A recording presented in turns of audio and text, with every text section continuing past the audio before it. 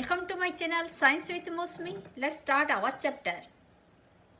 Hello friends, today we are going to start NCERT textbook of Science class 6th chapter 9th part 1 The Living Organisms Characteristics and Habitats part 1. If you like the video then please subscribe my channel, like and share it, press the bell icon. Okay, let's start the living organisms characteristics and habitats. My dear friends, when we break our sleep in the morning, we find so many things around us.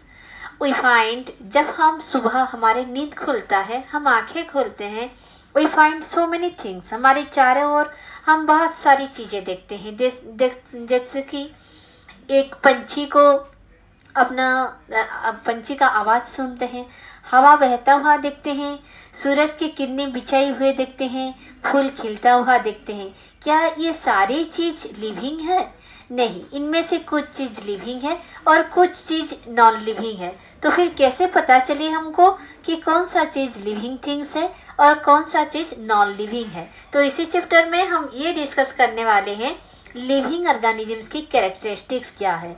एक बार हमें पता चल जाए फिर अब हमें पहचानने में कोई दिक्कतें नहीं होगी. और हाँ, हम ये भी डिस्कस करेंगे कि ये सारे लिविंग ऑर्गेनिजम्स का हैबिटेट मतलब होता है उनका रहने का जगह. हम तो अपना रहने का जगह बना लेते हैं जिसमें सारी सुविधाएं भी कर लेते हैं, पर क्या हमारे घर में आकर सारी जीवों रहेंगे? नहीं रहेंगी. वो कहाँ रहेंगे? तो फिर वो ऐसी जगह रहेंगे जहाँ पर मिलेगा उनको खाने के लिए खाना, पीने के लिए पानी और रहने के लिए सुरक्षित जगह. उसी हिसाब से वो बना लेते हैं अपना हैबिटेट. तो ऐसे हम देखें तो अलग अलग जीवों का हैबिटेट अलग अलग प्लेस पर होता है. कोई जंगल में, कोई नदियों में, कोई और मिट्टी के नीचे. ऐसे कई जगह होता है. जितने सारे जीव इतने सारे हैबिटेट्स होता है और कई सारे जीव इकट्ठा वही हैबिटेट में भी रहते हैं. तो फिर ये सारी बातें हम डिस्कस करेंगे chapter 9 the living organisms characteristics and habitat में. Let's start the chapter. Paheli and Bhujo went on vacation to many places of interest. Paheli और भुजो ने, आप भी अपना वेकेशन होता है तो प्लान कर लेते हैं, चलो ये जगह चलते हैं, वो जगह चलते हैं, बहुत सारे. तो हम ऐसे डिफरेंट प्लेस जाते हैं. पहली और भुजो ने भी अपना प्लान बना लिया वेकेशन के लिए और वो चल पड़ी. One such trip took them to river Ganga in Rishikesh. तो फिर तो वो चल पड़े ऋषिकेश, गंगा नदी के किनारे की ओर. They climb the mountains of the Himalayas for it was cold. तो फिर वो माउंटेन्स चढ़ के हिमालय की ओर चल पड़ी. हिमालय मतलब आपको पता है कितना ठंडी होता होगा वहाँ. They saw many kinds of trees on this mountains, oak, pines and deodar, very different from ones near their home on the plains. तो फिर जैसे ही वो माउंटेन के ऊपर चढ़े उनको दिखाई पड़ा ओक, पाइन, ड्यूडार का ट्री, जो कि हमारे जो हम प्लेन एरिया में पाते हैं उसी ट्री से काफ़ी अलग है. In yet another trip they traveled to Rajasthan and moved to Camel through the hot desert. अरे हाँ, वो तो राजस्थान भी गए थे और राजस्थान में क्या मिला उनको? डेजर्ट. तो फिर ऐसे मरुभूमि में, रेगिस्तान में डेजर्ट, और वो फिर वहाँ पर सैर किए कैमल के ऊपर बैठ के. They collected different kinds of cactus plants from this tree. उसी में उनको बहुत सारे कैक्टस प्लांट्स भी उन लोगों ने कलेक्ट किए, क्योंकि रेगिस्तान में हमको कैक्टस प्लांट ही तो मिलेंगे. क्यों मिलेंगे ये बात हम आगे जाकर डिस्कस करेंगे. Finally, they went on a trip to Puri and visited the sea beach, dotted with casuarina trees, while recollecting all the fun that they had on this trip. A thought struck them. तो फिर उन्होंने फिर finally गए पूरी सी बीच की ओर. बहुत सारे mountain चढ़ लिए, बहुत सारे रेगिस्तान भी घूम लिए. अब उनका मन किया थोड़ा समुंदर का हवा खाने के लिए, तो चल पड़ी पूरी. पूरी कहाँ है? हमारे बे ऑफ बंगाल के किनारे पूरी है. तो वहाँ पर उनको क्या मिला? किजरिना ट्रीज मिला. तो और वहाँ के जीवों, पूरी के जो एनिमल्स मिले छोटे छोटे, वो भी बाकी जगह से क्वाइट अलग थे. तो उनके माइंड को ये स्ट्रोक किया कि all this places were so different from one another. Some were cold, some very hot and dry, and some places so humid. उनको लगा अरे किसी किसी जगह इतना ड्राई है, माउंटेन तो बहुत कोल्ड है, रेगिस्तान कितना ड्राई है, और जैसे समुद्र किनारे ये प्लेसेस कितना ह्यूमिड है, यानी कि हवा में मॉइस्चर है। And yet all of them had many organisms, living creature of various kinds. पर उसी सभी जगह अलग अलग ऑर्गेनिजम्स उनको देखने के लिए मिला। तो ये ऑर्गेनिजम्स मतलब क्या है? Living creatures of various kinds. जो भी लिविंग क्रीचर्स है उनको ऑर्गेनिजम्स कहा जाता है, जिनका। तो फिर they try to think a place on earth where there may not be any living creatures. ऐसे आप किसी जगह सोच सकते हो जहाँ पर कि एक भी लिविंग क्रीचर्स नहीं होगा। Bhujo thought of places near his home inside the house he tried the cupboard. Bhujo को लगा देखते हैं ऐसा कौन सा जगह है जहाँ पर कोई भी क्रीचर्स नहीं है। फिर वो जाकर अपना कबर्ड खोला, सोचा कबर्ड के अंदर तो उसी मेरे ड्रेसेस और हमारे थिंग्स होंगे, बुक्स होंगे और कुछ नहीं होंगे। He had thought that there may not be any living organisms here. उनको लगा था कि उसके अंदर कुछ भी ऑर्गेनिजम्स नहीं मिलेगा। But he found one tiny spider in the cupboard outside the home too. There were not seem to be any place he could not think of that did not have living creatures। तो cupboard के अंदर उसको मिला एक छोटा सा spider, मकड़ी। और ऐसे बाहर भी देखे तो बहुत सारी जगह पर बहुत सारी चीजें मिले उसको। of some kind or the other। कहीं पर ये मिला तो कहीं पर कहीं दूसरा जीव मिला। पहले started thinking and reading about far away places। पहले फिर सोचने लगा, अरे पास की छोड़ो, हम दूर जगह की सोचते हैं। See read that people have even found tiny living organisms in the opening of volcanoes। वो तो पढ़ा था कि जैसे वल्कानोज की ओपनिंग में भी टाइनी लिविंग्स होते, ऑर्गेनिजम्स होते हैं। इन्हें कि वल्कानोज जो है वहाँ इतना गरम लावा निकलता है, तो फिर वहाँ पर तो शायद कोई भी रहने के लिए नहीं सोचेगा। पर नहीं, वल्कानोज की ओपनिंग पर भी जीव क्रीचर्स होते हैं।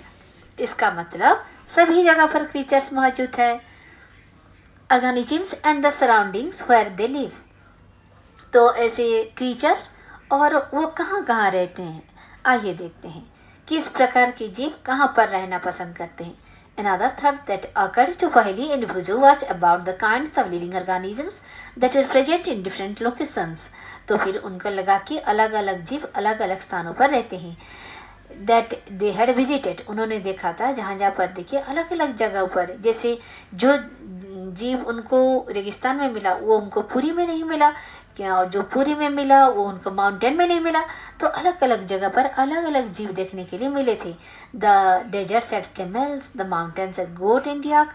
Puri had some other creatures like crabs on the beach and such variety of fish being cut by the fisherman at the sea. उन्होंने जैसे डेजर्ट पे कैमल देखे थे, माउंटेन्स पे गोट और याक देखे थे, और उन्होंने पुरी पर देखा था क्रैब्स और ऐसे बहुत सारे नए प्रजातियों फिश की। And then there did seem to be some creatures like ant that were present in all these different locations। The kinds of plants found in each of these regions were so different from the plants of the other region। तो ऐसे पर उन्होंने aunt जो है सभी जगह देखे थे और एक जगह के प्लांट दूसरे जगह के प्लांट से अलग थे। What about surroundings? In these different regions were they the same। तो फिर अलग अलग जगह पर अलग अलग जीव पाए जाते हैं। Activity 1, let us start with a forest। चलिए एक फॉरेस्ट से शुरू करते हैं। Think of all the plants, animals and objects that can be found there। तो फिर एक फॉरेस्ट पे क्या क्या एनिमल्स, प्लांट्स और ऑब्जेक्ट्स पाए जाते हैं ये सारे देखते हैं। लिस्ट देम इन कॉलम 1 में उसको लिस्ट करते हैं। अब टेबल 9.1, टेबल 9.1 नीचे दिया गया है। ये देखिए फॉरेस्ट है, माउंटेन है, डेजर्ट है और सी है और एनी अदर है। तो फिर इसी सारी जगह पर कॉलम 1 पे हम लिस्ट करेंगे फॉरेस्ट में कौन कौन सा प्लांट, एनिमल्स और ऑब्जेक्ट मिलते हैं। List things animals and plants found in the other region that are also shown in table.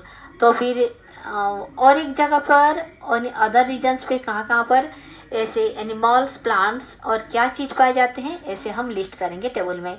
You can collect the example scattered through this chapter to fill table 9.1। तो फिर हम सारे पढ़ने के बाद टेबल 9.1 अच्छी तरह भर पाएंगे। And discuss also with your friends, parents and teachers to find more examples to fill the tables. ऐसे अभी के लिए आप अपनी पेरेंट्स और टीचर का मदद लेकर ये टेबल भर सकते हैं। You can also consult many interesting books in libraries that talk of animals, plants and minerals of different regions. तो फिर अलग अलग जगह में पाए जाने वाले एनिमल हुआ, प्लांट हुआ या फिर मिनरल हुआ, ये आप अलग अलग बुक में पढ़कर अपना नॉलेज को बढ़ाकर यहाँ पर फिलअप कर सकते हैं.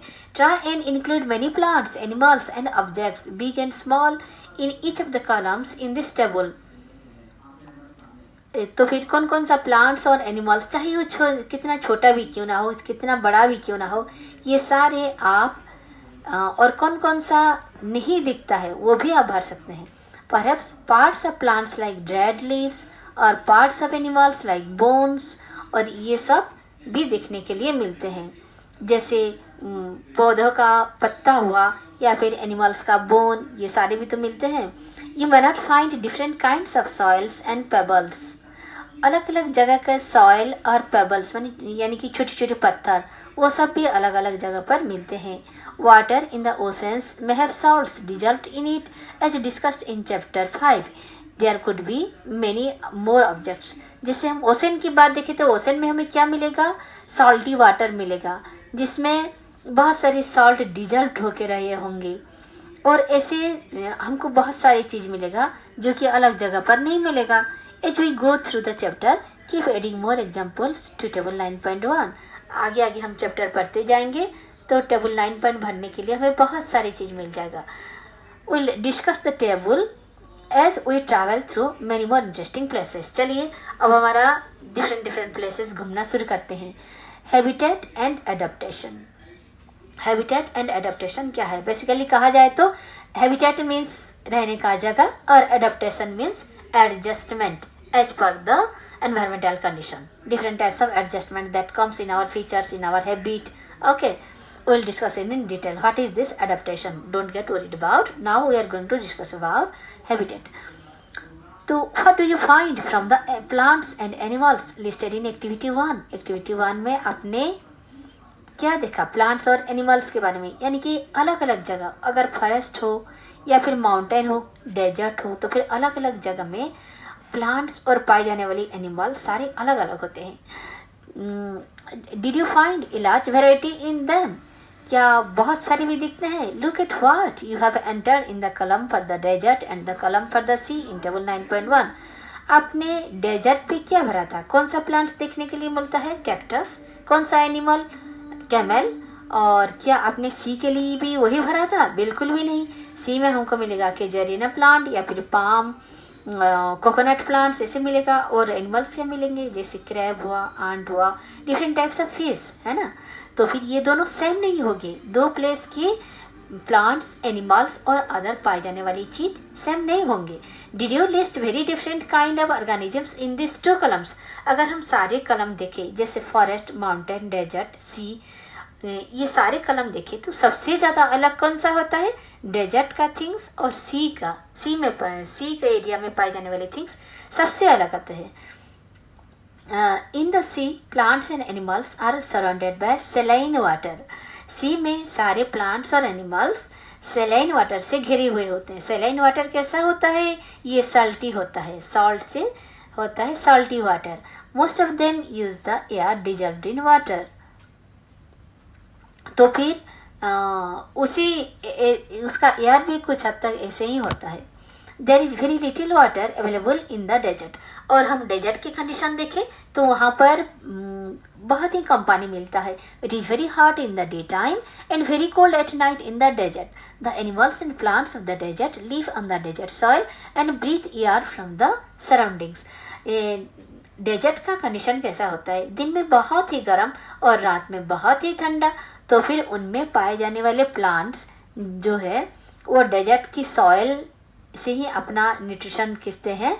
Live on the desert soil, वही डेजर्ट सॉइल में ही वो अपना बसवास करते हैं.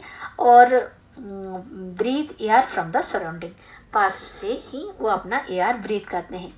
तो फिर सी में क्या होता है? The sea and the desert are very different surroundings and we find very different kind of plants and animals in this 2 regions. ऐसे हम देखें तो रेगिस्तान में पाए जाने वाले यानी कि डेजर्ट में और सी में quite different types of animals और प्लांट्स होते हैं. Isn't it? है ना. तो let us look at very two very different kinds of organisms from the desert and the sea, a camel and a fish. ऐसे हम देखें तो सी में हमको मिलता है अलग अलग प्रकार के फिश, जबकि हमको डेजर्ट में मिलता है camel. The body structure of a camel helps to survive in desert condition. Camel का जैसा बॉडी स्ट्रक्चर होता है वो उसको मदद करता है कि वो डेजर्ट में रह पाएगा। कैमल सब तो फिर क्या क्या उसमें एडेप्टेशन है, क्या क्या उसमें अलग चीज़ है जो कि दूसरे जीवों में नहीं होता कि कैमल रेगिस्तान में रहने के लिए कैपेबल हो पाता है। आइए डिस्कस करते हैं। इसका कई सारे पॉइंट्स हैं, जैसे हमारे पास 4 पॉइंट्स हैं।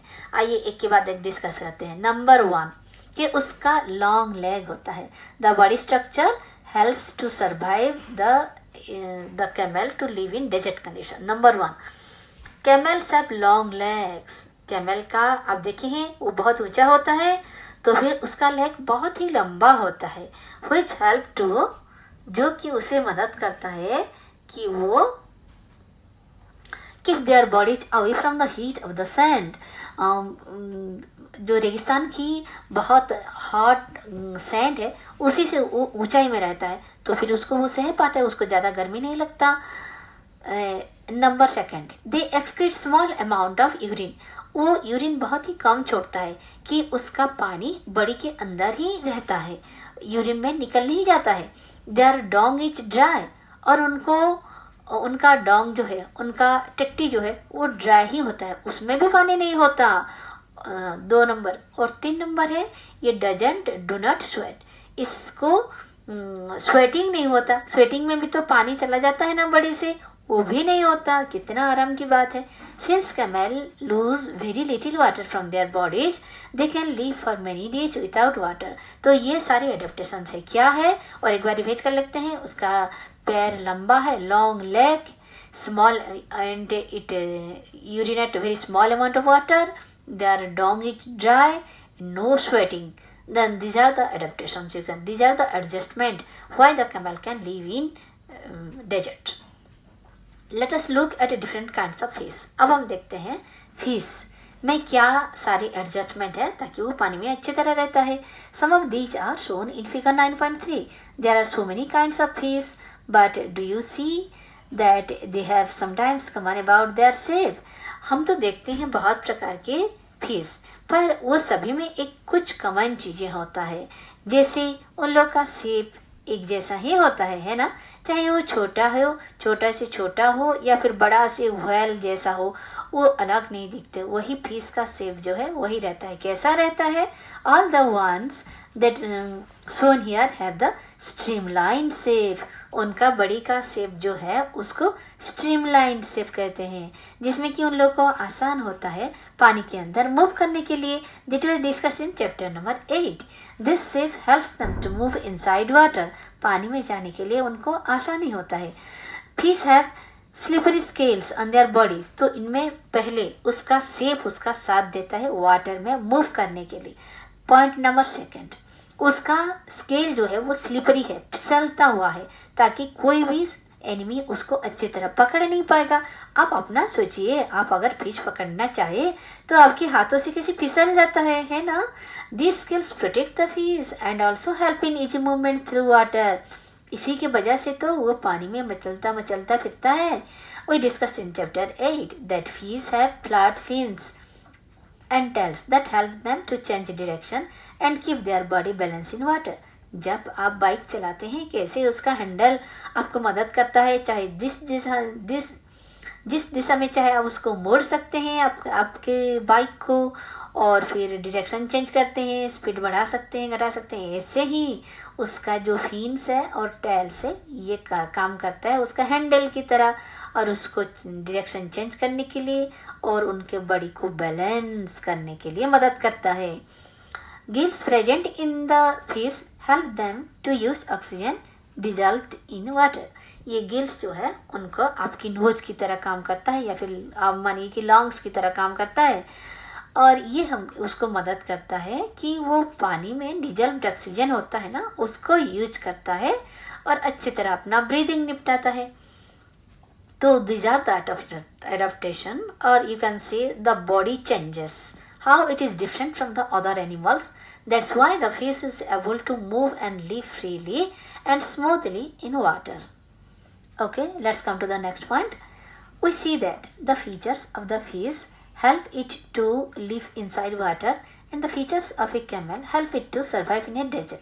हमने अब देखा कि एक फिश में ऐसे सारे फीचर्स हैं और कैमल में ऐसे सारे फीचर्स हैं जिसकी वजह से वो डेजर्ट में हो या फिश पानी में हो अच्छी तरह रह पाते हैं.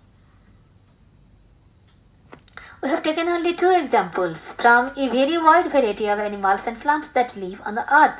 हमारे पृथ्वी में अर्थ में रहने वाले बहुत सारे जीवों में से हमने सिर्फ ये 2 को चुना है और आपके सामने इसका उदाहरण दिया. In all these variety of organisms, we will find that they have certain features that help them live in the surroundings in which they are normally found. ऐसे हम एक एक करके सभी जीवों को देखें तो सभी में कुछ ना कुछ ऐसे परिवर्तन है, ऐसे फीचर्स हैं और हैबिट्स हैं जिसकी वजह से वो जहाँ रह रहे हैं वहाँ सुविधा से रह पा रहे हैं. The presence of specific features of certain habits which enable an organism to live naturally in a place is called adaptation. तो अब आपको पता चला what is this adaptation. मैंने कहा था adaptation means roughly आप समझ लीजिए adjustment to live in that particular surroundings. तो what is adaptation? Let's repeat again. The presence of a specific feature or certain habits. जैसे किसी में जैसे हमारी कैमल में आप पकड़ लीजिए कि पानी वो बहुत ही कम छोड़ता है, चाहे स्वेटिंग के रूप में हो या फिर यूरिन के रूप में हो, कम छोड़ता है. और स्पेशल फीचर्स क्या होता है, जैसे उसका ऊंचा पैर होता है. ये सारे स्पेसिफिक फीचर्स है और सर्टेन हैबिट्स है कि जिससे वो एनाबल होता है, enable that organism to live naturally in a place is called adaptation. अगर हम ऐसे पोलर रीजन को जाएं तो सफ़ेद बियर जो है उसका फॉर बहुत थिक होता है, तो फिर they are naturally adapted to live in that condition.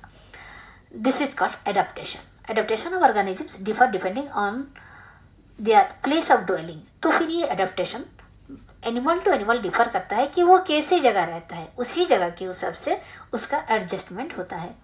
That is why a fish cannot live without water out of water and camel cannot live in the C.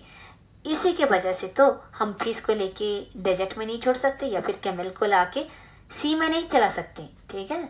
The place where organisms live is called habitat. तो habitat किसे कहते हैं, मैंने कहा था कि सभी जीवों का अपना अपना रहने का जगह, रफली आप वही सोच लीजिए.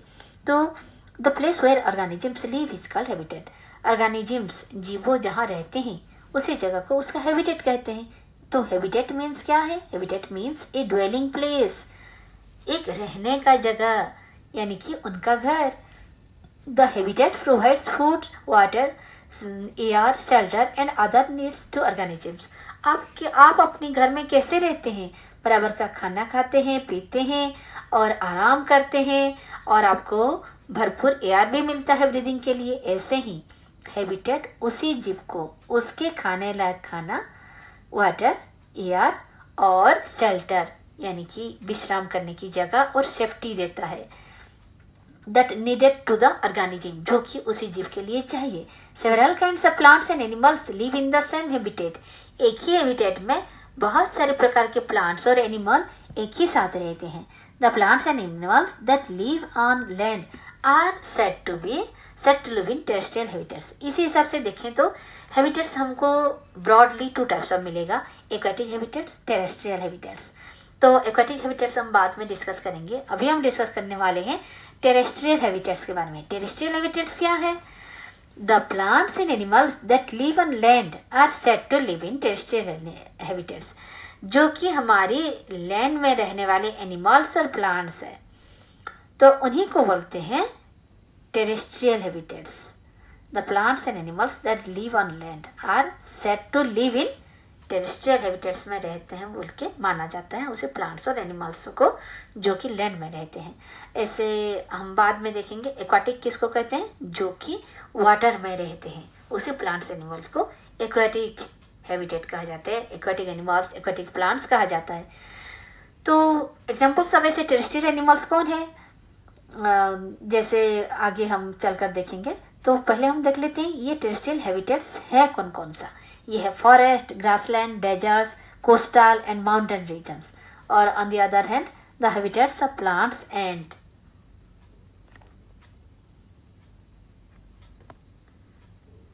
Animals that live in water are called aquatic habitats. जो पानी में रहते हैं उसे प्लांट्स और एनिमल्स उसी जगह को एक्वाटिक हैबिटेट्स कहते हैं। तो फिर एक्वाटिक हैबिटेट्स कौन कौन सा है, जैसे lake, river, oceans are examples of aquatic habitats. There are large variations among terrestrial habitats like forest, grassland, desert, coastal and mountain regions located in different parts of the world. So the organisms, both plants and animals living in a habitat are its biotic components. एक habitat में जो भी plants, animals, living organisms जो भी रहते हैं एक habitat में, उसको बायोटिक कंपोनेंट्स कहते हैं। बायोटिक ये हम पहले भी पढ़े हैं। बायोटिक कंपोनेंट्स मतलब होता है लिविंग कंपोनेंट। तो फिर कौन कौन सा लिविंग है, प्लांट्स भी लिविंग है, एनिमल्स भी लिविंग है, ठीक है। और नॉन लिविंग थिंग्स को बोलते हैं abiotic components.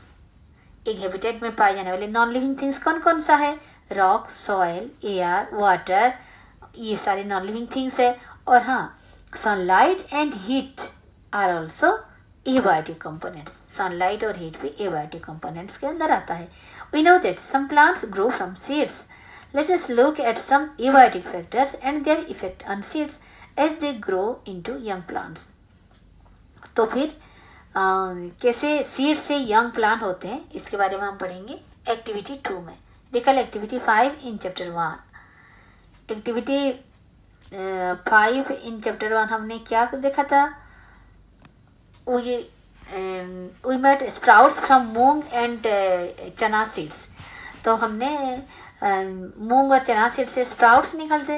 When the seed turn into a sprout, तो फिर एक सीड कैसे स्प्राउट में परिवर्तित होता है। It's said to have germinated, उसको अब जर्मिनेशन बोलते हैं। अगर एक सीड स्प्राउट में टर्न हो गया तो उसे कहते हैं स्प्राउटेड हो गया या फिर जर्मिनेटेड हो गया। This is the beginning of life of a new plant.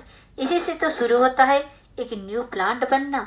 Collect some dry moong seeds, keep 20 to 30 seeds aside and soak the rest in water.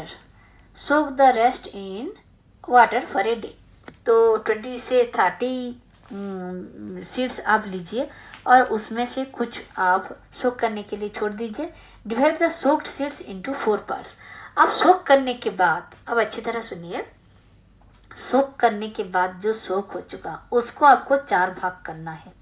Keep 1 part completely submerged in water. Number 1 को हम completely पानी में डुबा के रखेंगे 3 से 4 दिन तक, ठीक है। सोक पार्ट 4 में से do not disturb the dry seeds and दो सबमर्ज्ड इन वाटर। जो ड्राई सीड है और जो सबमर्ज्ड सीड पानी में डुबा हुआ है उन दोनों को डिस्टर्ब मत कीजिए। Keep 1 part of the soaked seed in A Sunny room and the other in A completely dark room. 3rd part को आप एक सनी रूम में जहाँ सूरज की किरण गिरता हुआ हो वहाँ पर रखिए। और 4th को आप पूरा डार्कनेस में रखिए जहाँ पर सूरज की किरण बिल्कुल ही ना पड़े। Dark region like a cupboard that does not allow any light to come in. जैसे कबर्ड के अंदर भर लीजिए, बिल्कुल सनलाइट नहीं गिरेगा। Keep the last part in very cold surroundings. और लास्ट पार्ट को जो है आप कोल्ड सराउंडिंग्स में से इन ए रेफ्रिजरेटर और इन ए आइस अराउंड देम। जैसे एक रेफ्रिजरेटर के अंदर उसको भर लीजिए। तो rinse them and replace the water every day. उसको धोते जाइए और उसका पानी सबका चेंज करते जाइए। व्हाट डू यू नोटिस, आपने क्या नोटिस किया? After a few days do the seeds in all the 5 conditions germinate uniformly. क्या सभी में यूनिफॉर्मली स्प्राउटिंग आया है? क्या सभी सीड्स जर्मिनेट किए हैं? Do you find slower or no germination in any of these? तो फिर आप ही बताइए कि किस में जर्मिनेशन आया होगा, किस में स्लो आया होगा, क्या कंडीशन हुआ होगा।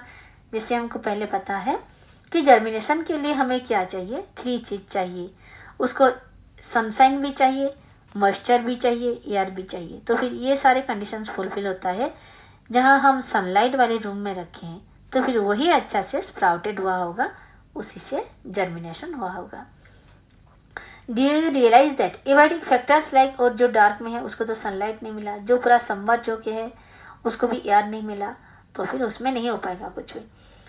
Do you realise that abiotic factors like air, water, light and heat are important for the growth of plants. Yes, growth of plants के लिए हमें ये 4 चीज़ की तो बिल्कुल ही ज़रूरत है, जैसे air, water, light and heat. Important, in fact abiotic factors are important for all living organisms. अब आपको पता चला एबायोटिक को वो लिविंग नहीं है बोल के इग्नोर मत कीजिए, वो हमारी जीवन यात्रा में बहुत ही जरूरी है। We find that organisms exist in very cold as well as very hot climates. हमने देखा कि गर्म से गर्म जगह और ठंडा से ठंडा क्लाइमेट में भी ऑर्गेनिजम्स रहते हैं। तो isn't it? तो फिर है ना, how do you manage to survive, वो सब कैसे मैनेज करके वहाँ रह पाते हैं। Adaptation is the method by which organisms get well adjusted to the climate. तो फिर देखते हैं वो सभी कैसे खुद को एडजस्ट करके रखते हैं ताकि एक्सट्रीम कंडीशन, जैसे एक्सट्रीम ठंडा हुआ, एक्सट्रीम गर्म में भी रह पाते हैं। Adaptation does not take place in a short time because the abiotic factors of a region also change very slowly. Adaptation जो थिंग है ये अचानक से नहीं हो जाता है।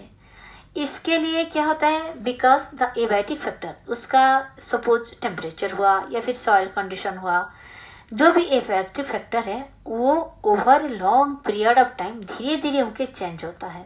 तो those organisms which can not adopt to this changes die.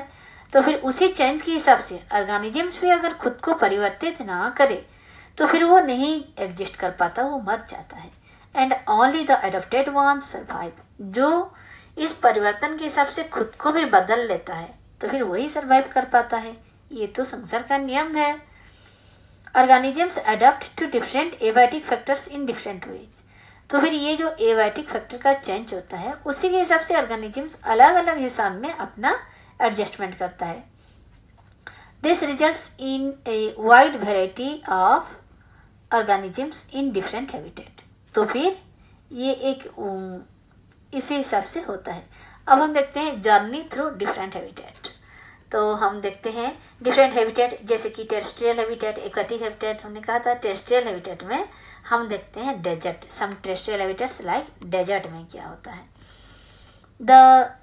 We discussed the abiotic factors of a desert and adaptation in camel. What about the animals and plants that are found in deserts. हमने camel की adaptation के बारे में तो detail में discuss कर चुके हैं। अब हम देखते हैं उसके प्लांट के बारे में, और do they have the same kind of adaptation. और भी तो एनिमल रहते हैं और प्लांट्स रहते हैं, उनके बारे में हम डिस्कस करते हैं, क्या उन्हीं में भी ऐसे एडेप्टेशन है जैसे कैमल में है।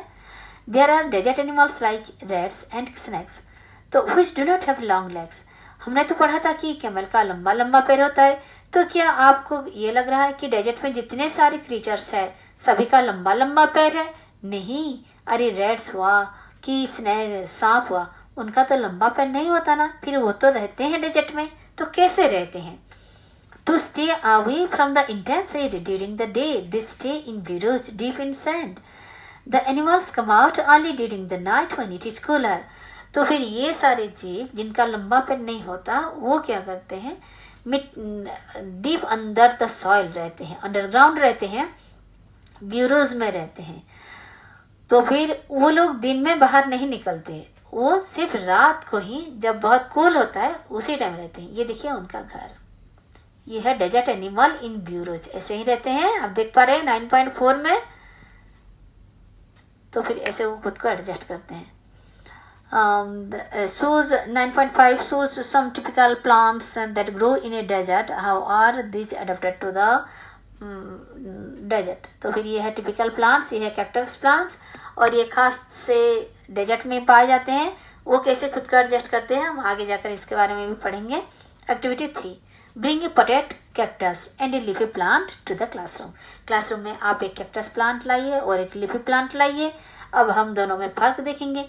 The polythene bags to some parts of the two plants as it was done for activity 4 in chapter 7। Chapter 7 में एक्टिविटी 4 में आपको याद है एक ट्विग लेकर हमने उसके ऊपर पॉलीथीन ढका था। उसी टाइम हमने उसका ट्रांसपिरेशन देखे थे, कैसे छोटे छोटे ड्रॉपलेट्स पॉलीथीन में चिपका हुआ होता पाए थे। Where we studied transpiration in plants, उसी चैप्टर में हमने ट्रांसपिरेशन के बारे में पढ़ा था। Some parts of polythene bags leave the potted plant in the sun, जो potted plant है उसको आप धूप में छोड़ दीजिए। And observe after a few hours, कुछ आवर्स के बाद देखिए कि what do you see, आपने क्या देखा। Do you notice any difference in the amount of water collected in the two polythene bags, दोनों पॉलीथीन बैग में क्या अलग अलग अमाउंट ऑफ पानी कलेक्टेड हुआ है।